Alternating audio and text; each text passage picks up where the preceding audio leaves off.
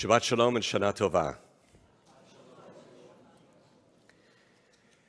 I still remember sitting at high holiday services with my family at Baltimore Hebrew congregation exactly 50 years ago on a beautiful fall day like today. It was Rosh Hashanah, 1973. Knowing that I had just started my senior year of college and that I would be graduating in the spring, I was overcome by the uncertainty of what the future would hold for me. I recall specifically thinking, who knows where I will be next year and what I will be doing after I graduate. I had not yet decided or even thought about becoming a rabbi. Having worked, as some of you may know, in congressional offices on Capitol Hill and lobbying in Annapolis, our state capital, and on several election campaigns, my thoughts centered on the possibility of doing something in politics. That or stand-up comedy. So naturally, I chose to become a rabbi. Actually, it was the Yom Kippur War that broke out 10 days later that influenced my decision. But more about that on Yom Kippur. So here we are, some 50 years later.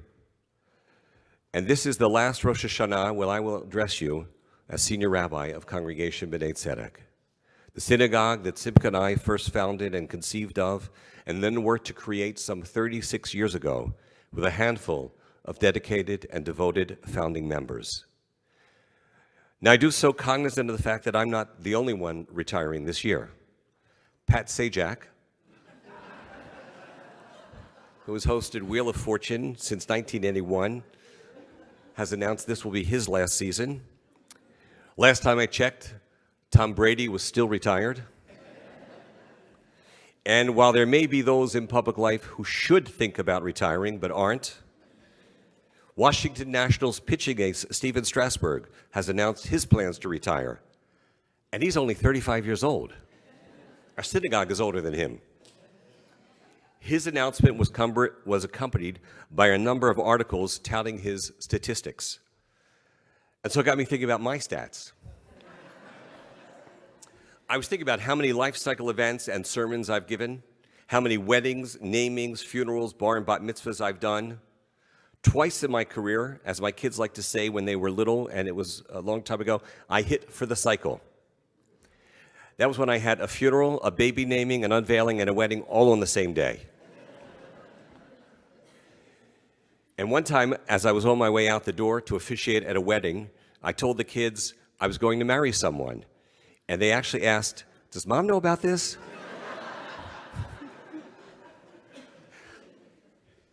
So over the past 36 years, we have grown up together, and we have grown together, and we have grown older together.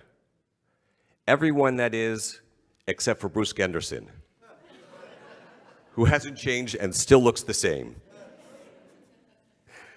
When I first started my career as a rabbi, I was worried that perhaps I had trained for an obsolete career.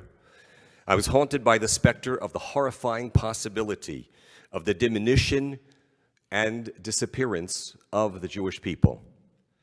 That concern is part of what motivated me to decide to become a rabbi and to devote my life to the survival of the Jewish people. While this still worries me, now I fear my profession may become obsolete, not so much because of threats to the survival of the Jewish people, but because of other changes in our world.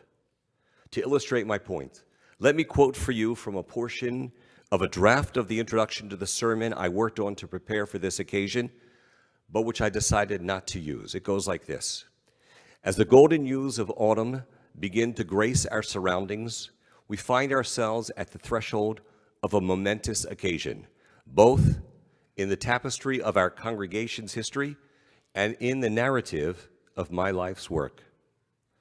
With a heart full of gratitude and a soul brimming with memories, I stand before you on this high holiday season, a season of introspection, repentance, and renewal, to share not only the sacred teachings that have guided us through countless Rosh Hashanah and Yom Kippur observances, but also to reflect on the profound privilege of serving as your rabbi for an awe-inspiring 36 years, within these very walls, and a remarkable 45 years within the broader tapestry of our faith community.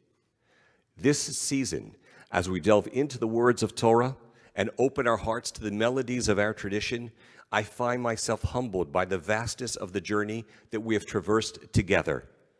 From the early days of my rabbinic service, when our congregation was just beginning to bloom, to the countless moments we've shared of joy, sorrow, growth, and transformation, I am deeply honored to have been your spiritual companion through it all. Not bad. It's lofty, it's poetic, inspiring, everything a sermon should be. The only problem is, guess what? I didn't write it.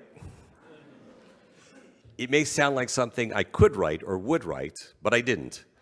Part of the giveaway might have been to say that we've been in these same walls for 36 years.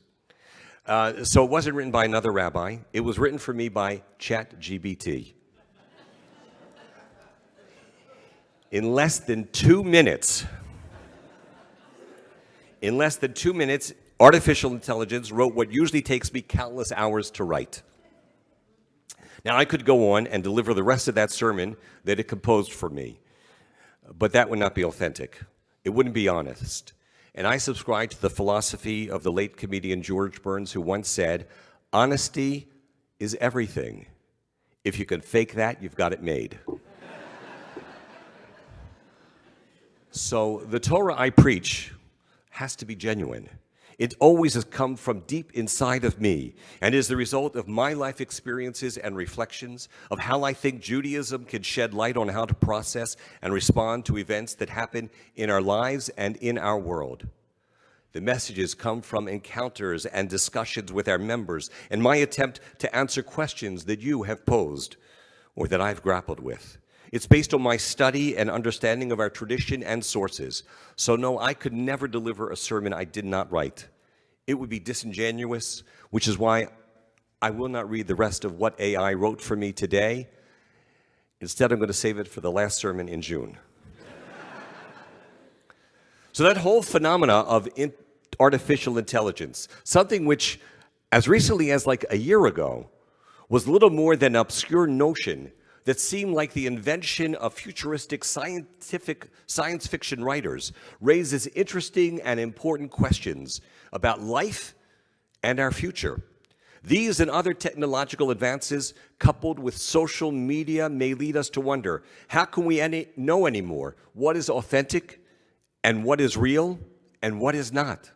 How do these developments, which give us almost godlike powers to create, have an impact on what it means to be a human these days? After all, among the earliest concepts expressed in the opening words of the Torah is that each and every human being is created, B'Tselem Elohim, in the image of God, and we have that spark of the divine in each of us. With modernity and the tide of progress marching and lunging forward at an increasingly accelerated pace, with technology threatening to dominate and control our lives, and with social media driving a greater wedge between people rather than drawing us closer, instead heightening our alienation from each other and amplifying and spreading bigotry and exasperating and intensifying the spread of false information, along with ugly discord and distrust, and with our politics becoming a tool of partisan divisiveness instead of uniting us. With all of this as a backdrop, we come together on this beautiful day, this Rosh Hashanah, the anniversary of the creation of the world, to ponder our fate. With all that's going on in the world, we are drawn to this sacred place on this sacred day to set aside time, to deviate from our normal routines, and to worship together as a community and as individuals, to renew our ties to our Creator, to our families, and to each other, to recite eternal words and themes and ancient yet timeless prayers which affirm the dignity of human life, and to connect and draw upon the wisdom that has guided and inspired Jews throughout the ages and throughout the millennia. I still believe that religion and community are important, and that the sense of identity, purpose, and values, which are conveyed by our heritage by way of the synagogue, have a significant role to play in helping us navigate today's world and making us better people. And so we turn to the traditions that have served us well, that have been passed down to us by those who came before us. In fact, the Hebrew word for tradition is masoret, which comes from the root word masor, which means to pass on or to transmit from one generation to the next. And in that spirit of passing on from one to the next, at some point, we may say or do something that our parents said or did, or take on some of their characteristics and traits that we swore we would never do. I recall a Doonesbury cartoon from many years ago of someone listening to and enjoying Sinatra on his car radio, and suddenly exclaims, "I can't believe it. I've become my father." It just happens. It happens to all of us. Not to worry, there's help. For anyone who has this problem, there's Dr. Rick, the fictitious life coach who appears in TV insurance commercials, conducting group therapy to prevent people from becoming their parents.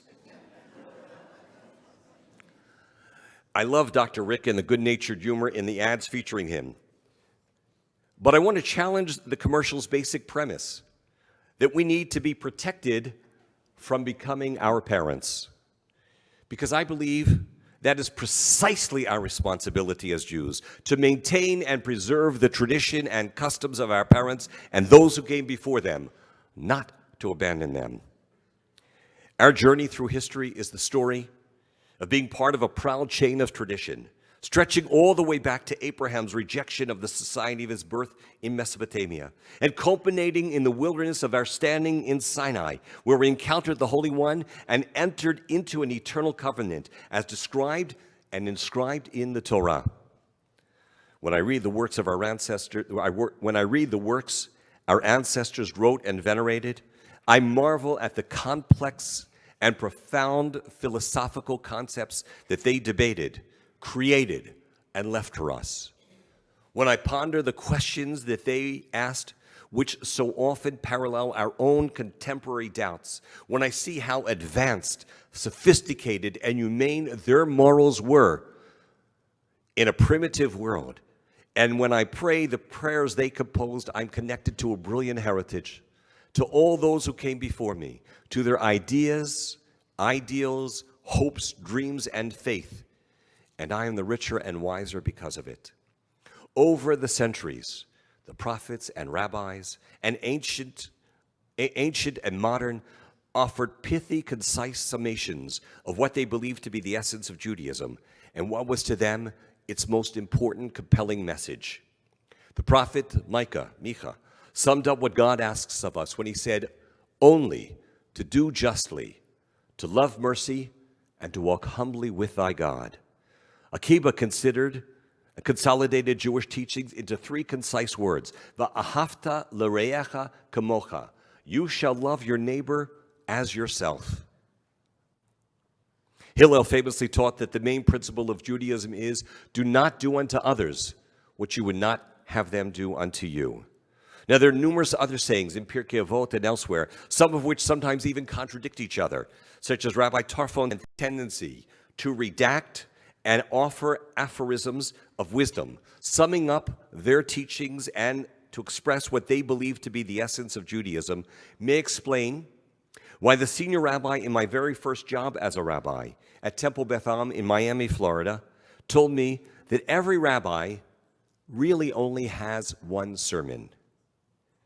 At the time, I thought that was boring, unrealistic, and actually kind of depressing. So in preparing for this morning, I decided to look back on the themes and sermons I've delivered in years past. I thought, by the way, instead of giving sermons this year, I would just do greatest hits from past years. But instead, I just went back to see what I've talked about. And here are some of the topics. How Jewish wisdom can help us raise children and achieve a work-life balance. Insights into love, marriage, gossip, determining priorities. Tikkun Olam, keys to happiness and success. What Judaism says about technology, aging, cancel culture, mysticism and spirituality, forgiveness, and the meaning of life. The power of hope, how to cope with the pandemic, how to cope with cancer, sorrow, loss, and suffering, the efficacy of observing Shabbat and Jewish rituals, the Holocaust, faith, belief in God, and the role of prayer in our lives, the role of Jewish morals, ethics, and values, our responsibility to care for the world and the environment, being a part of the Jewish people, the importance of tzedakah and of a Jewish education, the beauty of having a Jewish home, and the vision for the synagogue we have created. I've used contemporary references and social issues from news or popular culture to shine light on how we may respond to the world around us. I've used sports references as a metaphor for life lessons, speaking about Johnny Unitas, Cal Ripken, and others, as well as themes from Broadway shows, such as Who Am I? From Les Mis, to talk about our prayers and what that means at this time of year. Seasons of Love from Rent, to remind us that we have 525,600 minutes in a year and how we're supposed to use them so preciously. And the movie and song Yesterday by the Beatles to reflect on today. Responses to anti-Semitism, how Fiddler on the Roof reflects the archetypal foundational story of Jews in the modern era, and what I've learned from my travels to other Jewish communities around the world, to name just a few of the things I've spoken about in sermons I've given over the past 35 years. And oh yes, I also have spoken about Israel a couple of times. While I understand what the rabbi meant when he said that we each have one basic message, hearing the wide range of themes that I have addressed, you can understand why I was skeptical about what he said. In retrospect, however, now that I've reviewed the high holiday and weekly sermons that I've written over the past 48 years since my first time addressing a congregation as a rabbinical student in Harlingen, Texas, and I reflect upon the senior rabbi's observation, I realize he may have been right. He may have been right about there being an underlying theme which unites the various topics that I've spoken about over the years. Because if there's any one message, as I was thinking about it, if there's any one message that is at the foundation, the core essence of my teaching, it would be to answer the question which confronts us modern Jews living in a free and open, post-Enlightenment, post-emancipation, Western society. And that one theme, which is at the heart of all my sermons, is the exhortation to be Jewish. The exhortation to keep Judaism alive. An attempt to answer and explain the fundamental question, why be Jewish? Why be Jewish in this day and age? I've never taken for granted or as a given that people inherently understand or accept why they should be Jewish, which is why the underlying premise and meta message I've tried to convey is the rationalization, justification, and reward for being Jewish, and how it provides meaning and enriches our lives, a theme I will expand upon tomorrow. This theme is manifested in my efforts to teach our history, to instill a sense of pride in what we have given the world. I've sought to implant a desire to learn more and encourage you to do more, to see and appreciate the beauty that comes from a life of meaning and purpose, a Jewish life. The passion that drives me today is the same passion and motivation I felt when I first decided to become a rabbi, to do whatever I can to keep Judaism alive and to encourage you to join that journey. It has not dimmed or diminished with the passing of time. The brilliant Rabbi Jonathan Sacks wrote, "One reason religion has survived in the modern world, despite 4 centuries of secularization, is that it answers the 3 questions every reflective human being will ask at some time in his or her life. Who am I? Why am I here? And how then should I live?" Rabbi Sacks elaborates, "These basic questions cannot be answered by the 4 great institutions of the modern West: science, technology, the market economy, and the liberal democratic state. Science may tell us how things happen, but it cannot explain why or why we are here. Technology gives us power, but cannot tell us how to use that power. The market gives us choices, but does not tell us which choices to make or give any guidance in that regard. The liberal democratic state, as a matter of principle, holds back from endorsing any particular way of life. The result is that contemporary culture sets before us an almost infinite range of possibilities, but does not tell us who we are, why we are here, and how we should live, end quote. So living a Jewish life, a life of purpose and meaning, is beneficial to you as an individual, to the entity known as the Jewish people, and to the world. But it's not just an amorphous, fleeting, vague, ephemeral concept. It needs to be more than a feeling or verbal expression. It has to be lived. It must be practiced. It entails more than what we think or profess, but what we actually do. Simply put, observing and practicing Jewish rituals and customs is a crucial component of being Jewish. I'm reminded of the person who says to his rabbi, "You know, Rabbi, I don't really do very much Jewishly, but I feel it in my heart." And the rabbi said, "Maybe that's why so many Jews have heart problems." It's why I tell those who wish to convert to Judaism that being Jewish requires more than taking classes and reading books. It begins with study, but then it goes beyond that. It's something that has to be lived and put into action as members at home in our daily lives, and as members of a community and as part of a synagogue community. Being Jewish requires living a Jewish life, which is why it's always been described as a way of life. Too many approach it as an extracurricular activity, to be squeezed in to our schedules as long as it doesn't conflict and we have time, and it doesn't conflict with our soccer or cheerleading practices. A number of years ago, I suggested people ask themselves a series of questions as we face the new year. And here is a new updated version. Your children have seen you lift a cocktail glass. Have they seen you lift a Kiddush cup? They've seen you text. Have they ever seen you study a Jewish text? Your children have seen you party. Have they ever seen you pray? They've seen you play golf and make deals. Have they seen you make Shabbos? When they're required to come to shul to fulfill a bar mitzvah requirement, do you come in and join them, or do you just drop them off and go do errands or something else? Your children have seen you spend money when you shop. Have they seen you spend money to give tzedakah, to support Jewish causes? Your children have seen you wear costumes on Halloween and party hats on New Year's Eve. Have they seen you wear a talis and tefillin? They've seen you celebrate holidays. They've seen you celebrate birthdays and anniversaries. Have they seen you celebrate Jewish holidays? They've seen you cheer, stand, and shout at ball games and concerts. Have they seen you rise to say Kaddish to honor a parent who has died? You've taken them out of school to go on vacation. Have you taken them out of school to go to shul with them on a Jewish holiday? I think about the journey many of our ancestors took when they left their homeland for this country, coming here to escape persecution and oppression, to come to the promise of America. And I often think about the kinds of lives they lived, the sacrifices they made so that we would be able to live in freedom. And I wonder sometimes, what, if anything, do we owe them? What of their traditions have we kept, and what have we discarded? What would they say if they saw the way we live today? And what would we say to them if we could? Stuart Schaffman compared Judaism to a rare family heirloom. He wrote, "Imagine if a violin had been handed down in a family for centuries.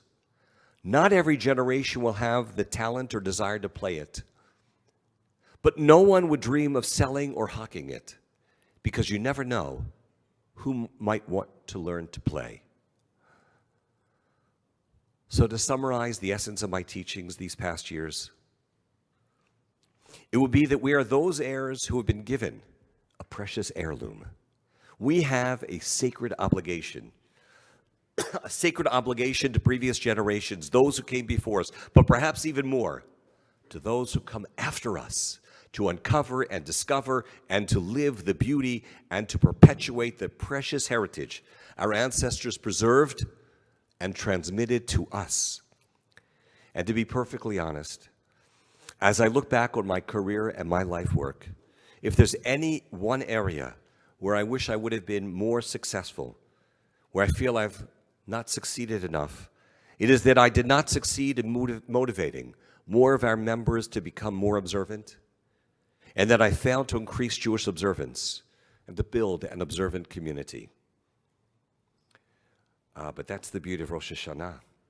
It offers us a new beginning, a chance to fulfill the promises we make to ourselves and the promises that we need to make. It's never too late. That's part of the message of Rosh Hashanah. Our weekday morning prayers end with something called Tachanun, prayers of supplication, which are not said on Shabbat or holidays. The section concludes with the plea that always gives me pause. Shomer Yisrael, Shemor She'erit Yisrael, which means guardian of the people Israel, guard the remnant of Israel, and let not the people who say Shema Yisrael ever perish. Guardian of this unique people, guard the remnant of that people, and let not the people who proclaim Adonai Eloheinu Adonai Echad, the Lord our God, the Lord is one, let them never perish. And then it concludes, Shomer Yisrael, guardian of Israel, of this holy people, guard the remnant, and let not this holy people perish. So on this Rosh Hashanah, it is my fervent plea that we will each commit to do our part, to live our lives, so that each of us will learn to play the instruments and give voice to the melodies of our people, which have been given to us by those who came before us. I hope and pray that you will join me in exploring and deepening your commitment to the magnificent inheritance bequeathed to us. You will thereby have done your part as Shomrei She'erit Yisrael, guardians of the remnant of the people of Israel, a people we pray shall never perish, but shall, because of our efforts, live on for generations to come. And let us say, Amen.